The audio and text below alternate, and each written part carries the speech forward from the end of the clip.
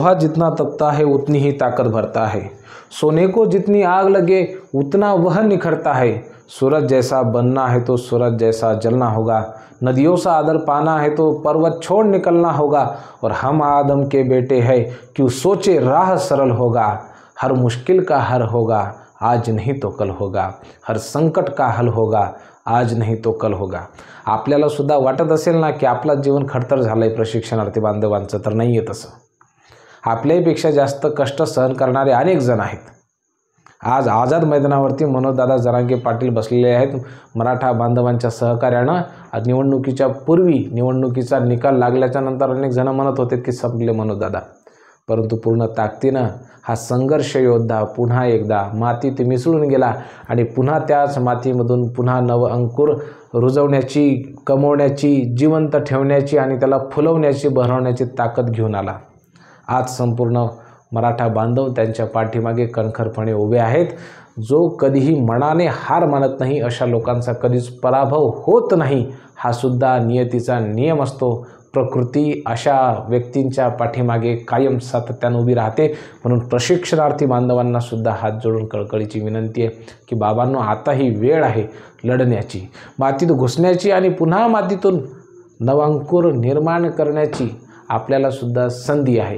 आपण सुद्धा म्हणतो ना की आंदोलन विस्कटत चाललंय, अमकं झालंय, ढमकं झालंय, टमकं झालंय, जीआर निघणार की नाही, रोजगार भेटणार की नाही। घरात बसून रोजगार भेटत नसतो।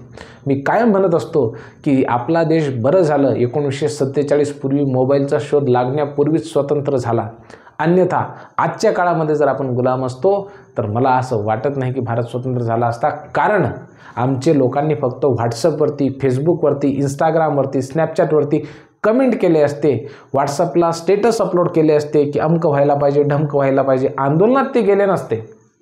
संविधानिक मार्गाने आपल्याला आपली मागण्या सरकारपुढे ठेवण्याचा हक्क दिलेला असताना सुद्धा आम्ही शंड बनून जर घरामध्ये बसत राहत असू तर आमच्यासारखे मूर्ख आम्हीच।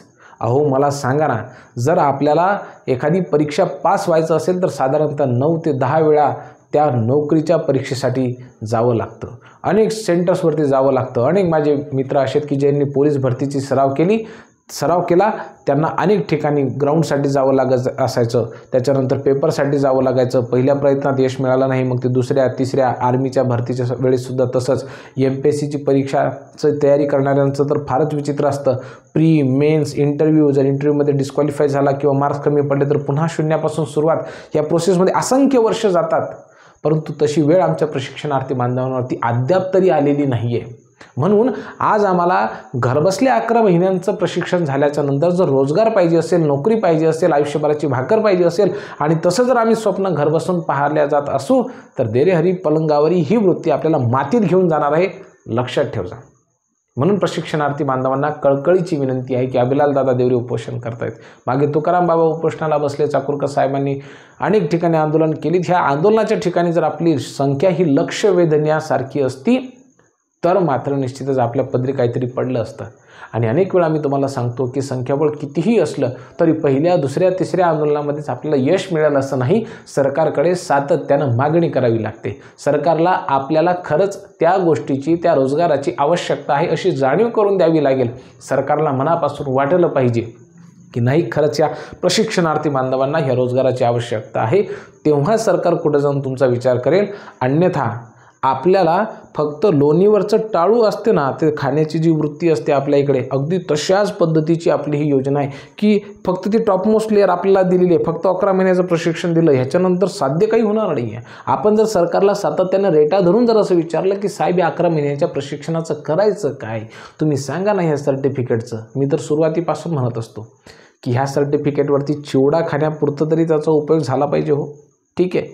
आणि तेही सर्टिफिकेट आपल्यालाच डाउनलोड करावं लागतं, कलर प्रिंट, म्हणजे सरकार साधं सर्टिफिकेटसुद्धा देणं झालं आपल्याला डाउनलोड करावं लागतं। मग त्याच्यावरती ती प्रिंटआउट काढून अधिकाऱ्याची सही घ्यावी लागते।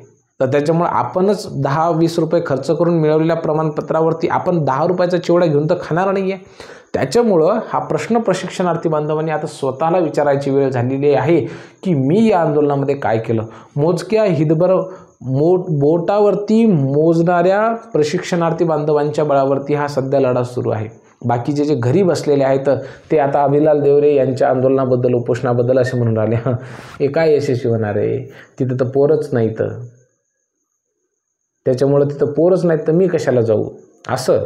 आणि ज्या वेळेला जिथं जाण्याची आवश्यकता होती तर त्यावेळेस काय म्हणत होते पोरं माहिती आहे का, एवढे सगळे पोरं आहेत ना तिथं सर्व, मग मी कशाला जाऊ, तू घरातच मर, तू घरातच मर बाबा, तू घरातच मर, असं म्हणण्याची वेळ आलेली आता.